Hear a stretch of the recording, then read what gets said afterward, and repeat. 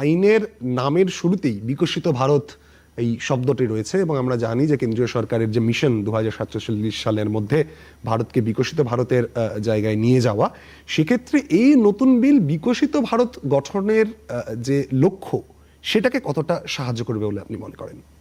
হ্যাঁ, বিকশিত ভারতের যে লক্ষ্য তাতে মূলত চারটি মেন পিলার, তার মূল স্তম্ভ হচ্ছে চারটি। একটি হচ্ছে কৃষক, একটা হচ্ছে দরিদ্র মানুষ যারা, একটা হচ্ছে মহিলা, আর একটা হচ্ছে ইউথ আর কি, আমাদের দেশে যারা ইউথ তাদেরকে।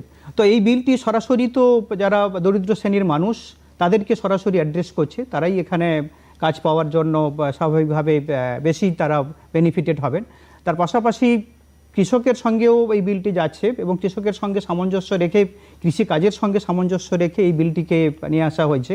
আর এই বিলের আরেকটি প্রভিশন হচ্ছে যে এখানে গ্রাম বাংলায় কিছু সামাজিক সম্পদ তৈরি করবে, যে সামাজিক সম্পদগুলো, যে ইনফ্রাস্ট্রাকচারটা শুধু আপনার গ্রাম বাংলার উন্নয়নের সঙ্গে সঙ্গে কৃষিকাজের উন্নয়নেও এটা কার্যকরী হবে।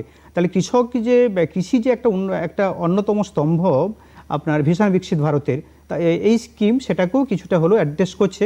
আর আগের স্কিমের মতো, এমজি নারেগার মতো এই স্কিমে মহিলাদের জন্য এখানেও বাড়তি প্রভিশন আছে, যে মহিলারাও এখানে বেশি সংখ্যক কাজের সুযোগ সুবিধা পাবেন। তবে তাই স্বাভাবিকভাবে ভিশন বিকশিত ভারতের যে আরেকটি মিশন মহিলাদের সমৃদ্ধি করা, সেটাও এর দ্বারা, এই বিলের দ্বারা অ্যাড্রেস হচ্ছে। মানে বিলটি স্বাভাবিকভাবে ভিশন বিকশিত ভারতকে অ্যাড্রেস করছে, বিলের যে প্রভিশন তাতে সে বিষয়ে কোনো সন্দেহ নেই।